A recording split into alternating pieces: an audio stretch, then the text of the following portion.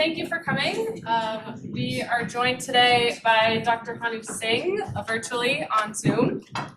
So Hanu Singh is a professor at Northeastern University. He received his PhD from the MIT Hui Joint Program in 1995, after which he worked on the staff at Woods Hole Oceanographic Institution until 2016, when he joined Northeastern. His group has designed and built the Seabed AUV, as well as the JetYak autonomous surface vehicle, dozens of which are in use for scientific and academic research across the globe. He also has strong interests in the development and use of small unmanned aerial systems, and has participated in 60 expeditions in all of the world's oceans in support of marine geology, marine biology, deep water archaeology, chemical oceanography, polar studies, and coral reef ecology.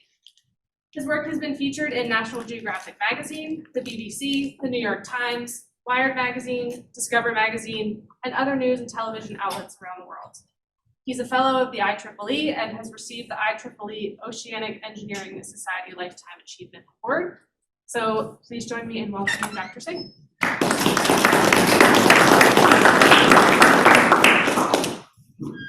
Wow, that's that's an intimidating introduction. Thank you, Savannah. Thank you so much also for having me here. It's really a pleasure. I wish I was at UNH in person, but I was telling my postdocs that, hey, I'm giving a talk in UNH, and they said, you promised us that we would go and visit CCOM because and so I think a visit is due, and it goes for you all as well. Please, if you're ever in the Boston area, stop by at Northeastern. We would love to show you around about and talk about collaborations. Okay, I'm going to share my screen here and get started. Okay.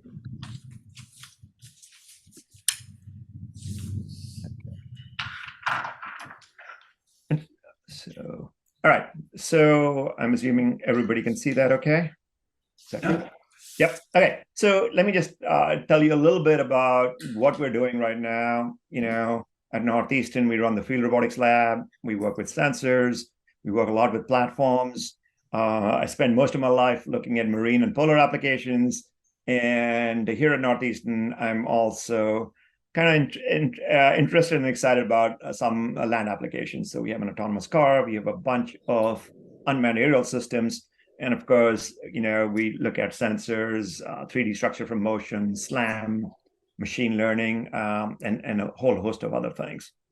But one interesting thing that I want to talk about is the work that we've been doing in polar environments. The first cruise I took to the was on the Odin, which you can see in this picture, 2007, to the Gackle Ridge. And I remember quite distinctly one of my techs telling me, I knew your life is going to change. And I'm like, really? In what way? And he said, from now on, you're going to forget about everything else, and you're going to concentrate on working the Arctic and the Antarctic. And, he was right. It's kind of neat because it's, polar fever or whatever you call it. It is definitely, these are some of the most beautiful places on the planet.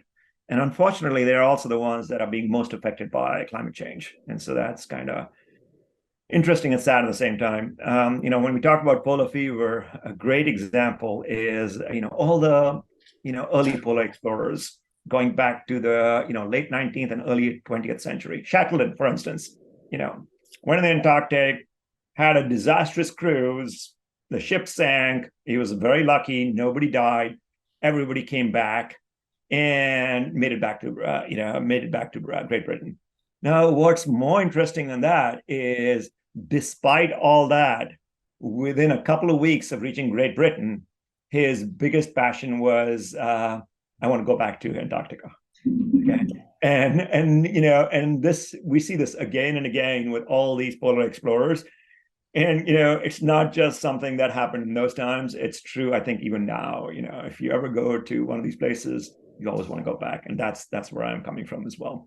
So, we have been, to a bunch of places. We've done, I think, about 15 or 20 cruises, both Arctic and Antarctic.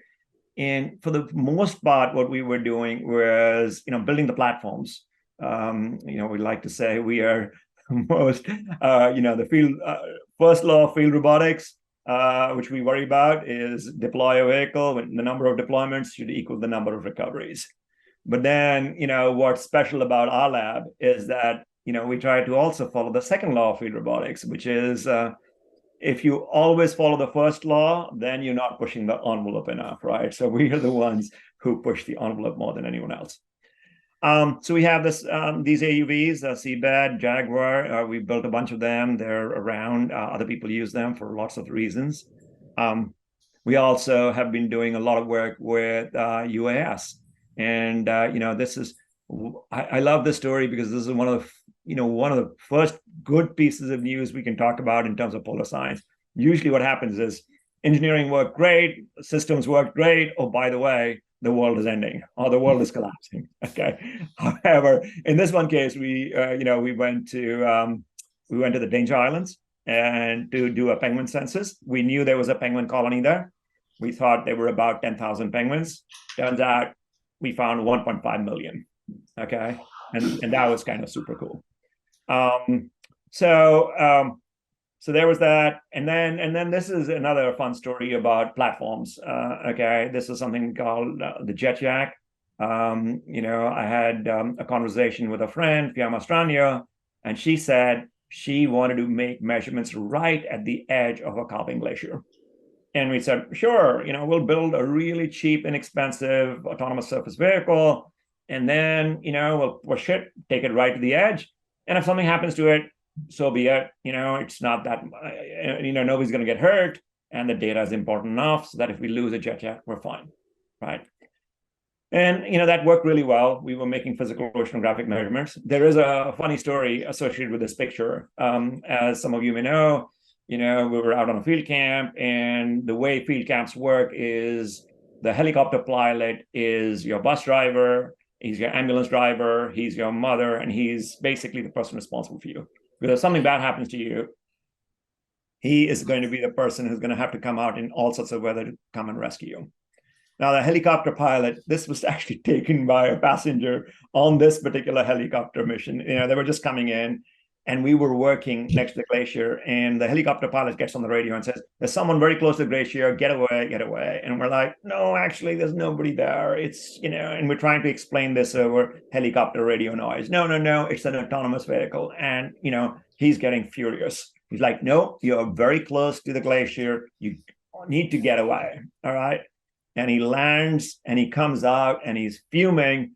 And then we show him what it is, and his face drops. And he's like, wow, okay, so that's kind of cool. So those are kind of cool stories. And the point I'm trying to make here, of course, is that there was a part, and this is still true, where as engineers, we're building platforms. And we're building these platforms to allow access to places that scientists want to go and are having trouble going. Now, what I'm going to try and do in the rest of this talk is really shift gears a little bit. One of the cool things that's happened is, as we go out, we talk to all the scientists, we figure out what they're doing, and once or twice in our lives, we look at a problem and we say, you know what? I think we can come up with a solution which is really kind of cool. And here's one such example, right? There's, icebergs. Why map icebergs and glaciers? And this is what we were doing with, again, Fiamma Strania and others from UI and University of Oregon and Scripps, right? And the answer is that iceberg melts accounts for a large fraction of freshwater flux from the Greenland ice sheet. And these estimates are very, very poorly determined. And so it'd be really nice to see if we can get better melt estimates. And there are a bunch of people who are doing this, okay? And they're doing it in some very interesting ways. And what I'm going to show you in a bit is something that's complementary and seems to be better in some ways, and we can talk about that. Before I go there, one other point to make, right? I know this is true with the older generation at UNH. Larry Meir, Yuri, Colin, all these people were people that I grew up with. They were my peers and my seniors. And Larry in particular has probably written 20 recommendations for me at every stage of my career. Okay. And so it is Friday. And I am keeping you. It's between me and your weekend. So to liven things up, I apologize. Some of you may have seen this before, but we're going to do something a little interactive. Okay. We have this concept in my lab of what we call impossible problems. So I often have, a problem which is interesting to us from a technical standpoint, but which we have no clue of how to solve. So I'm going to show you one of these impossible problems and actually show you, I was giving a talk like this, 8 or 9 years ago, and that led to somebody really getting interested in this problem, and we actually solved it, and now we have another one. But anyway, so here we go.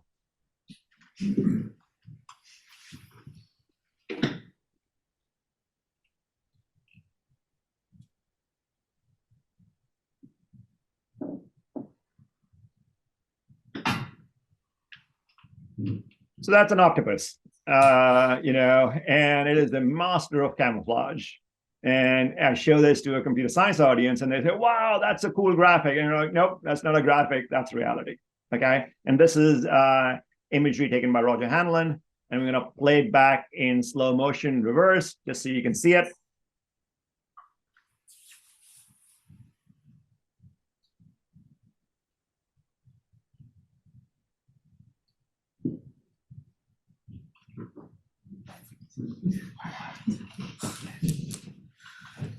Okay.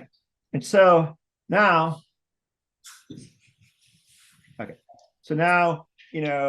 one interesting problem to think about is how well these animals are camouflaging themselves. And, there are two parts to this problem. One part is how do we break their camouflage? And the other one is how do we synthesize it, right? And I've talked about both of these problems today. I'm just going to talk about how to detect animals that are camouflaged.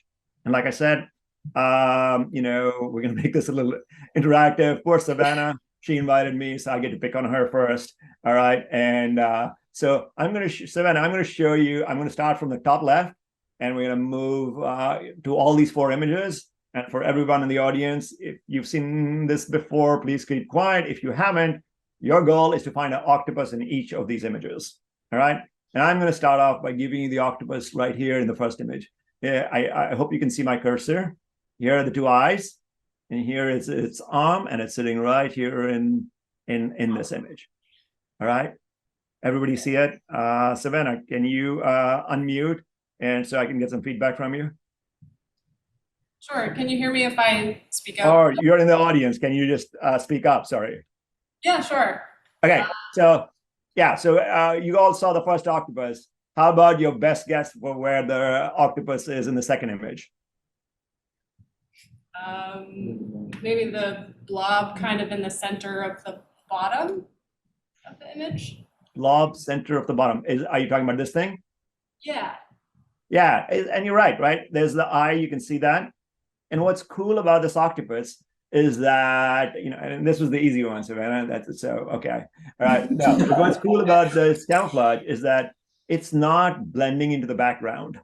It's almost like that, and we happen to know it's a he, okay? So it's almost like this octopus has figured out that there's a family of textures that exist on this coral reef, and it's going to use one of those families. And if it had closed its eyes, it would be a little harder to spot, but there it is. All right, Christopher, do you see the octopus in this third image?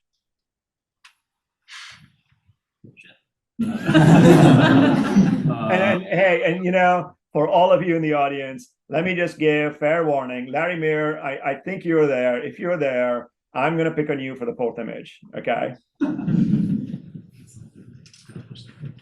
Christopher, anything? Is he right in the center?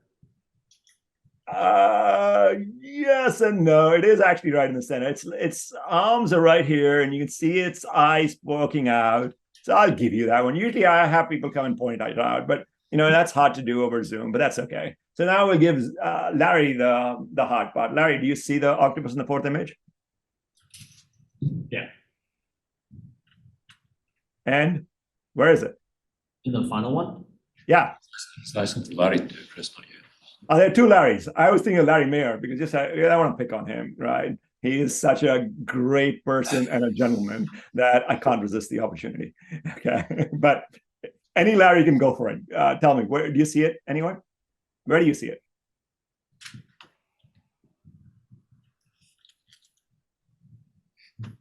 All right, in the interest of time, I will tell you.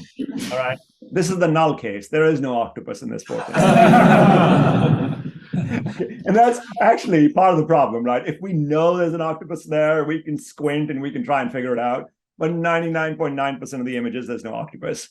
And I would, talk to all my computer vision friends, and they would all say, "Oh, wow, this is such a cool problem, right? And the octopus is colorblind, and what is this thing doing?" And you can take a picture from any direction.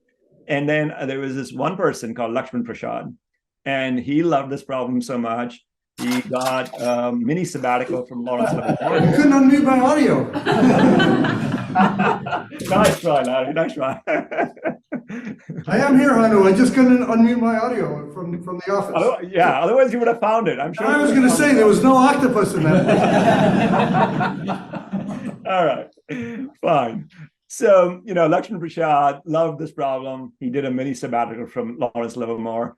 And so here's what wound up happening. So he could actually find the octopus in all those images, which is mind-blowing to me. In hindsight, of course, it's pretty straightforward, but I want to show you how.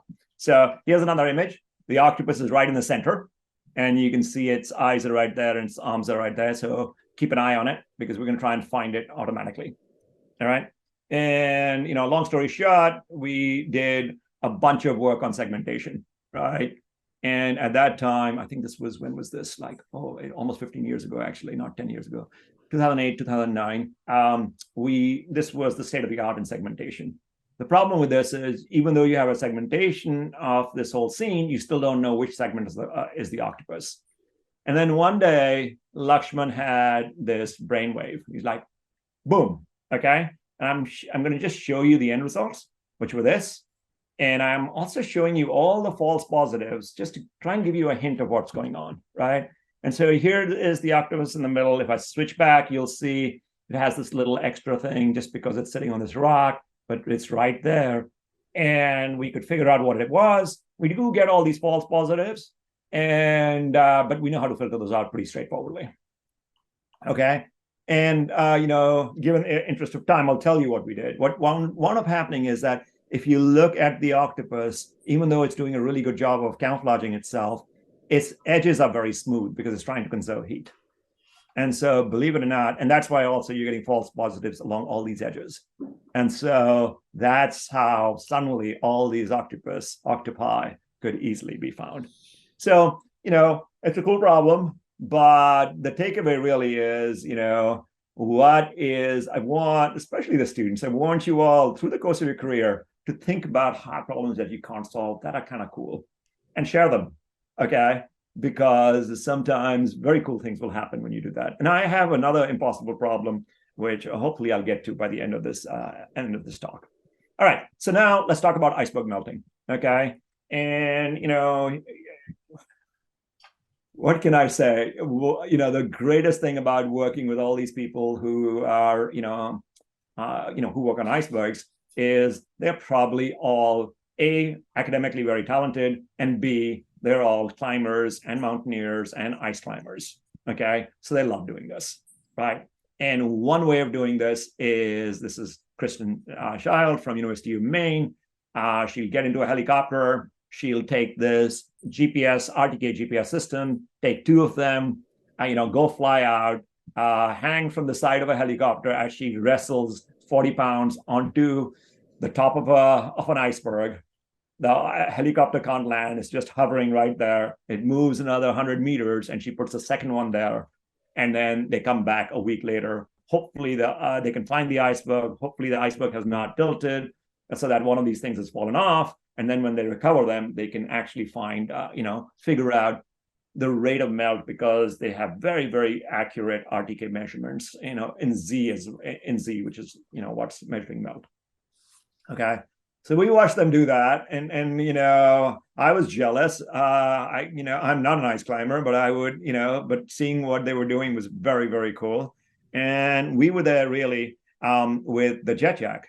And doing physical oceanographic measurements, and what happened there is we said, wait a minute, you know what? We can do a 3D structure from motion by moving along the side of these icebergs. We're going around them anyway with a jet jack. We should be able to get images and work with those. The problem is that once in a while you'll get an image like this, which is bad enough, if you look at the snow. But then you get images, as I'm pointing on my cursor, where, the sunlight, the contrast just means there's nothing there to look at. And we have some background with looking at underwater imagery. Mud is hard to image, way harder than stuff on land.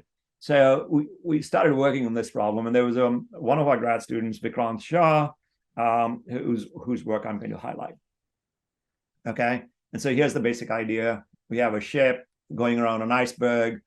In this case, we actually, because Kristen was there, we would also have the GNSS units on there. So we had ground truth. We could measure. We wanted to measure melt rate. We had a little, we were not prepared for this, right? It was just one of those things that happened. I didn't, I pride myself on being a camera person. I didn't have any high resolution, well-calibrated cameras. I had a GoPro. I put that GoPro right on top of the multi-beam mount, and we had a UAV. All right, so we said, let's see what we can do with this stuff. And, I just want to highlight a few things here. This is a long video. I'm not going to show the whole thing. East Greenland, Thermal Lake. And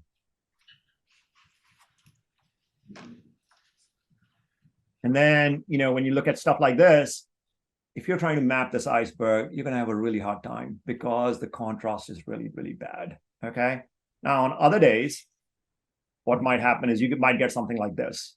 And this is still hard, but is much more doable. Okay. And so that's an interesting thing. The problem, however, is they want to measure an iceberg like this. Just for a sense of scale, this is, almost a kilometer across and 100+ meters high. At the tippy top, it might be 150 meters, but it's a big piece of ice. And that's, of course, the surface expression. Right. So on a good day like this, you might be able to map it. But unfortunately, what you want to do is you want to map it once, and then you want to come back a week later and map it to see how much of it has melted. And when you do that, there are no guarantees, because what might happen is it might look like this, a beautiful day, nice sunlight, or it might look like this, in which case you're going to have problems trying to do what you're trying to do. Okay, so there was all that, and that's definitely an issue. Now, if you take some off-the-shelf software, this is Metashape. If you're a photogrammetrist, you use UAS. There's Pix4D. There's OpenSFM. There's ColdMap. There are all these open source software. And here's what happens when you use one of those. This is a very small iceberg. This is about 50 meters across. It's about 10 meters high. And for something like this, if you have really good coverage, and you can do some manual intervention, you can do a reasonable job. Unfortunately, unfortunately, when you go to bigger ones, everything just fails, right?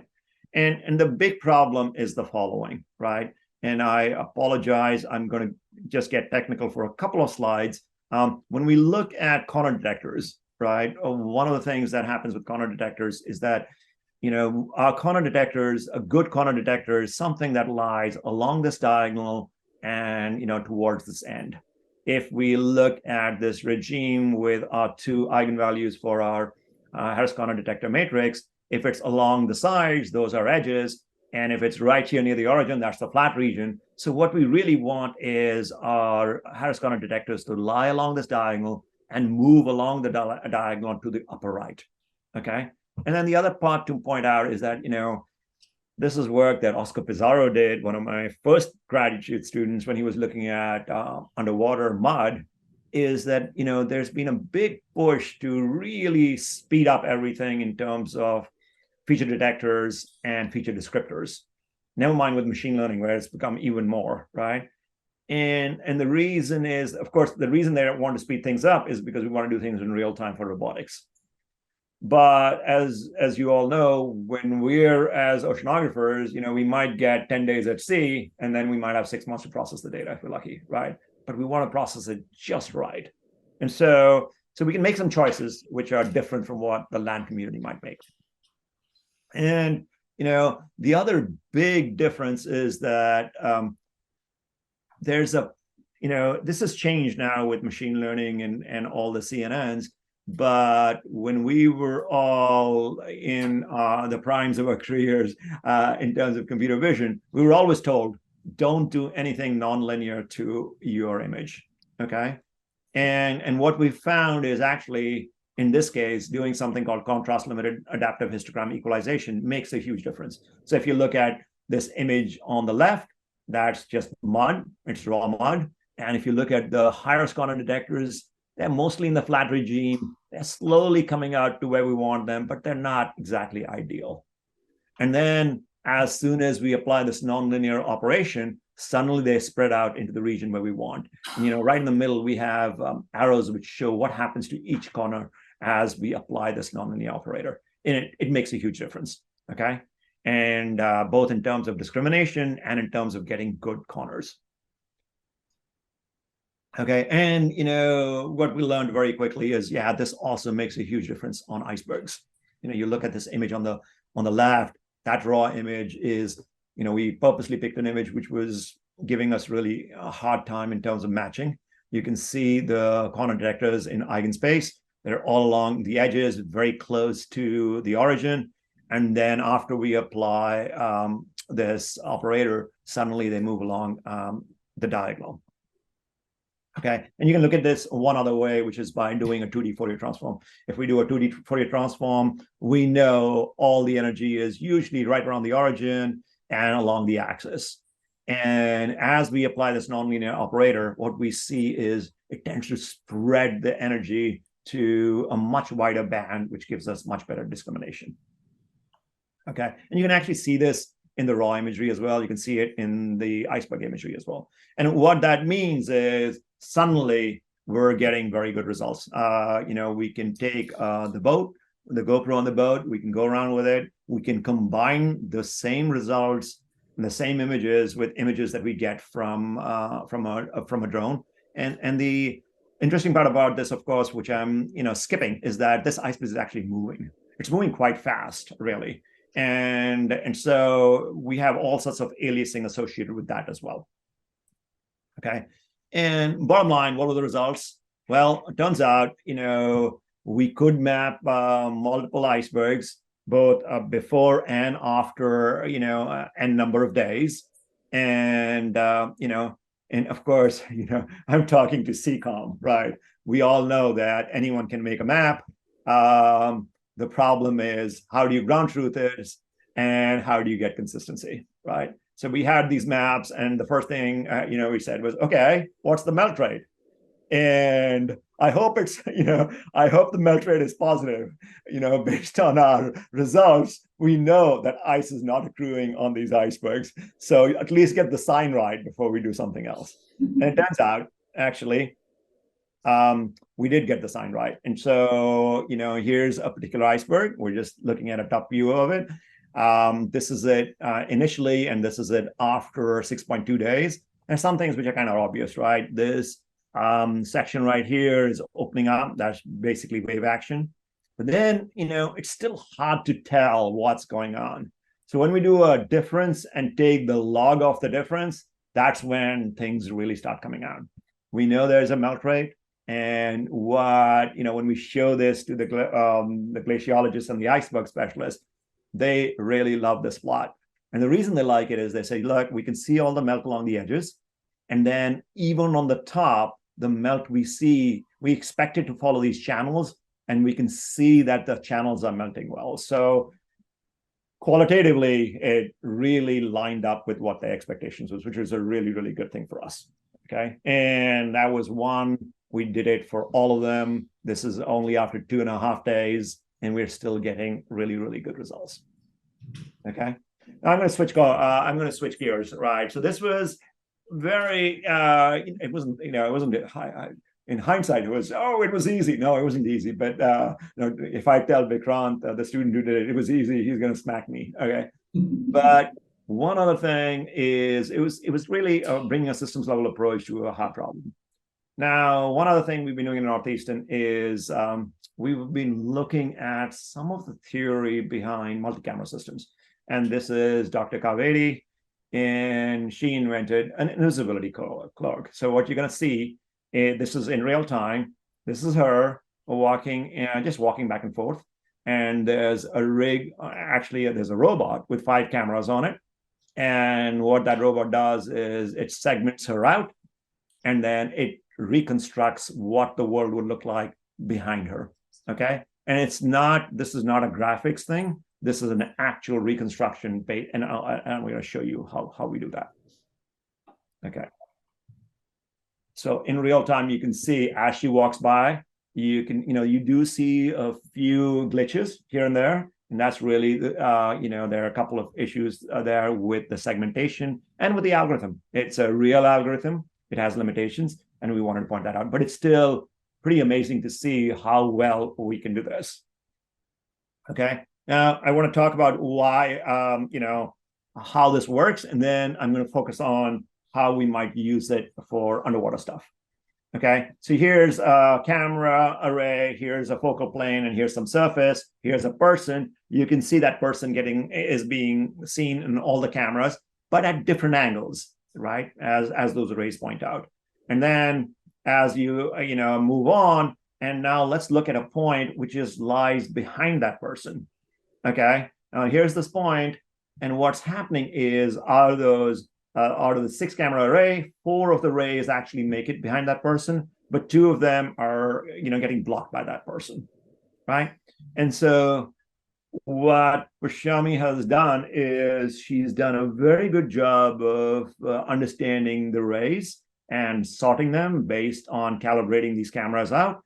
And what she can do is essentially focus at any point in this 3D space. It doesn't have to be a plane. It could be a XYZ surface, and she can do this with a small number of cameras in real time. Now, just by way of explanation, the graphics community, Pat Hanumant, Mark Lavoie, did this 20 years ago, but they were using 128 cameras. They had this massive array, and what Prashami's been able to do is go down to 6 cameras and also do it in real time so that we can use it in robotics.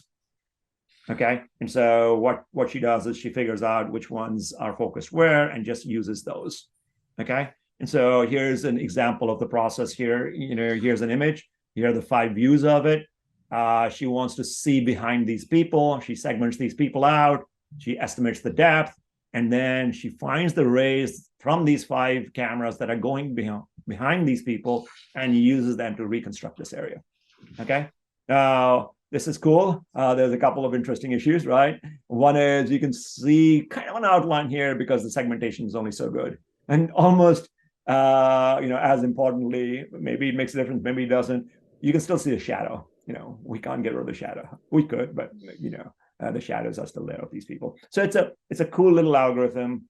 We use light fields. Nowadays, people use NeRFs a lot.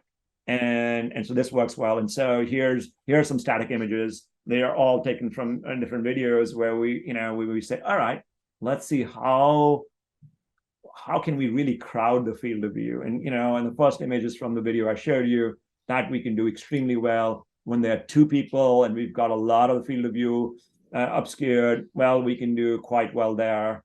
And then when you get to 3 or 4 people, this person in particular, we can't do anything about this person because this person, on purpose, we put them in a slot where none of the cameras could see past them. So there's some sections where, the geometry just doesn't work, but it still is a cool algorithm, and it's nice to be able to do it in real time.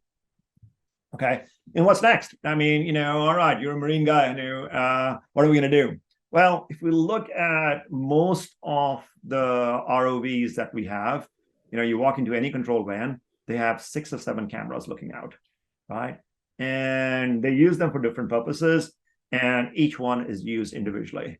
So what we're hoping to do next, and the cameras are all different, right? And so what we're hoping to do next is take this little algorithm, take it underwater, and apply it to the multitudes of cameras that sit in the front of most ROVs.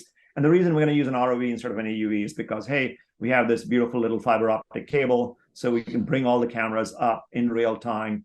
And we can put a little desktop machine there and process this on that, right? We actually can probably do it on a laptop with a GPU, but first time we do this, it'll be nice to have some compute power. But that's going to be kind of fun because now we'll be able to see through stuff.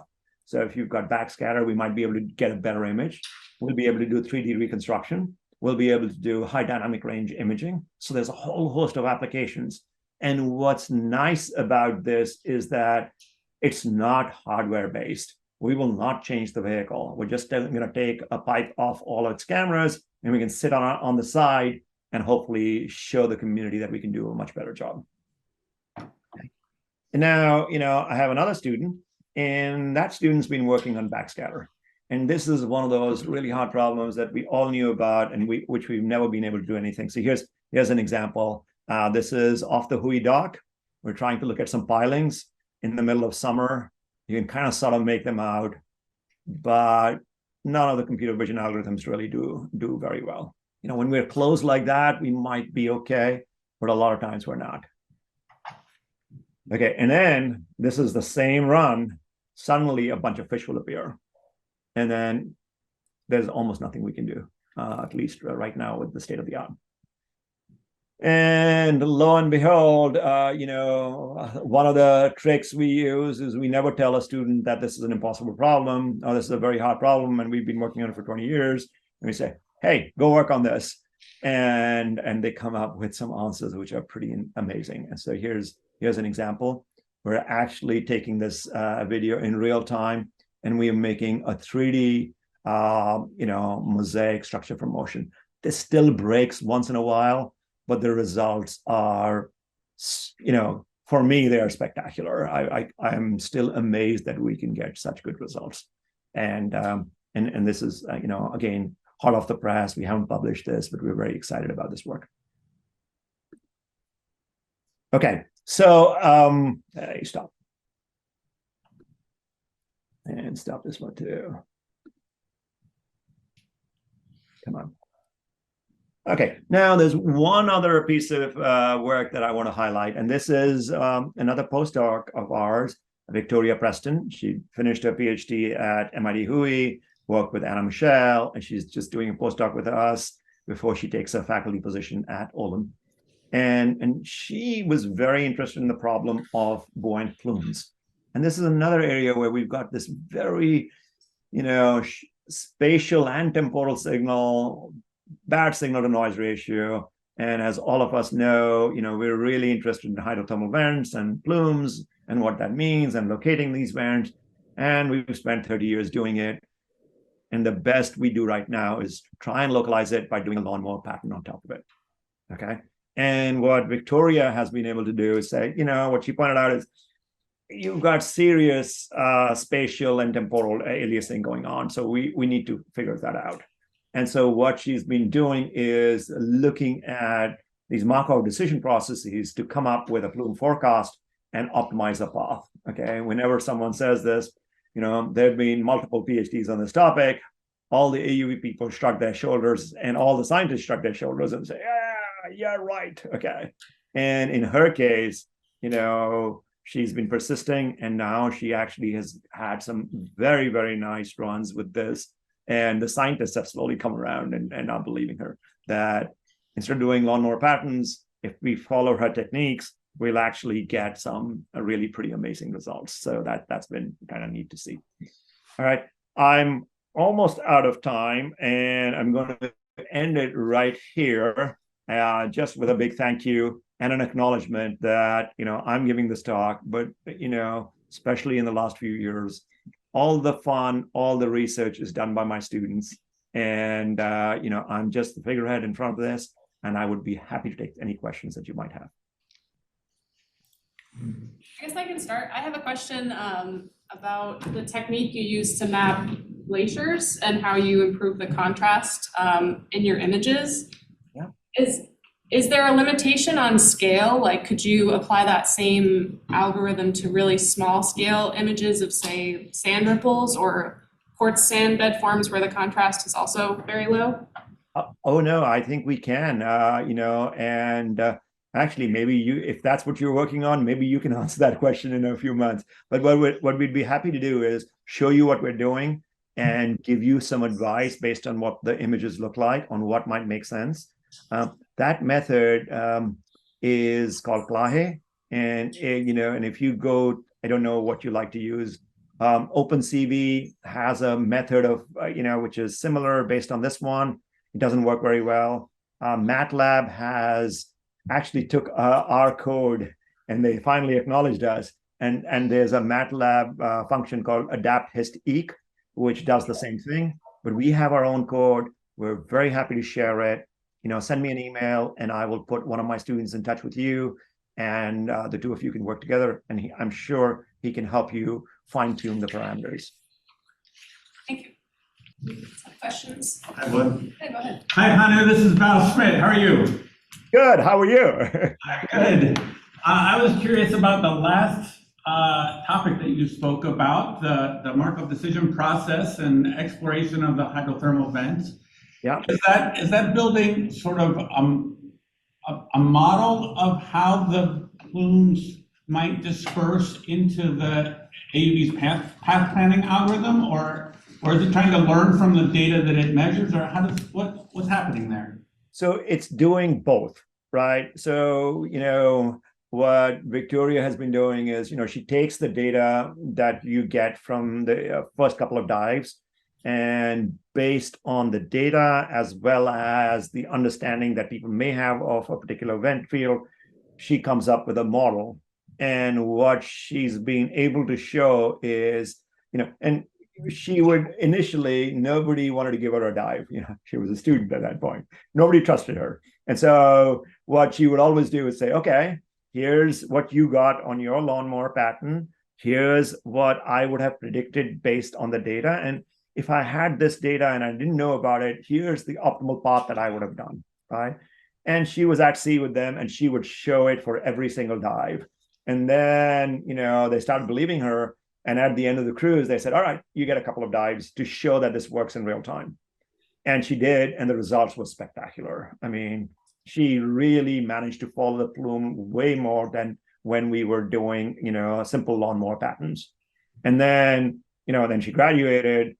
They invited her back to another cruise. She just got back from that cruise. I'm going to let her, I think one of the deals I have with all my postdocs is I'm going to introduce your stuff.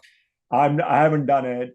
And you need to follow up with all these people who might be interested. So I think, a visit by her and some of the others to CCOM is on the cards. But what she did on her last cruise is they were way more trusting of hers. They would let her drive the AUV and then use her predictions to guide the CTD to get water samples. And they were very, very happy in terms of, being able to sample the plume exactly, as opposed to, trying to do it with a lawnmower pattern or some other thing. So it seems to be working really well, but she is the expert. I just talked a little bit about her work. Thank you. This is Larry. I can't see because I'm not in the big seminar room. I had to sit in my office for other reasons. So I can't see if there are other questions. I was waiting till there were no more, just to thank you so much, Hanu, and I think everybody out in the classroom there and in the virtual world can see why it was so easy to write all these letters of reference for you, because of the wonderful stuff you're doing. But what I wanted to do is really encourage this collaboration you talked about. You're not that far away. I think you've just probably stirred up a tremendous amount of interest here and the things you're doing, and I hope visits from your people here could Yeah, no, Larry, I just want to push this and make sure the door's always open. Yes, so we're gonna push that door, and we're gonna, all right, I'm gonna send you an email by Monday with Victoria and Prashami CC'd on it, and we'll try and do a mellow visit. Please, no song and dance required, and we don't need all sorts of bells and whistles, just so that we can get this going. And and if there's any students who need an external advisor or anything like that, me and a bunch of other folks at Northeastern and Hui are all, would be all excited to work with you guys. Okay. And the other side is that you produced undergraduates who may want to turn to our program and vice versa. So yes, absolutely. Absolutely. We're hiring at Northeastern, and our postdocs, a couple of them have jobs already, a couple of them are looking. And if nothing else, it'll be good exposure for them to talk to other people and see other spaces. Yeah, no. So I will follow that. I will follow through. And, and I think it was Savannah who asked about ripples. Please send me an email. I will put you in touch with the right people, and we will do whatever it takes, because I really want to work with you all. I'm too old to work with people. I just want to work with people I like, and That's exactly the motive here. So, all right. So that's all right. So thank you so much. all right. Great. If there are no more questions, let's thank Hanu again.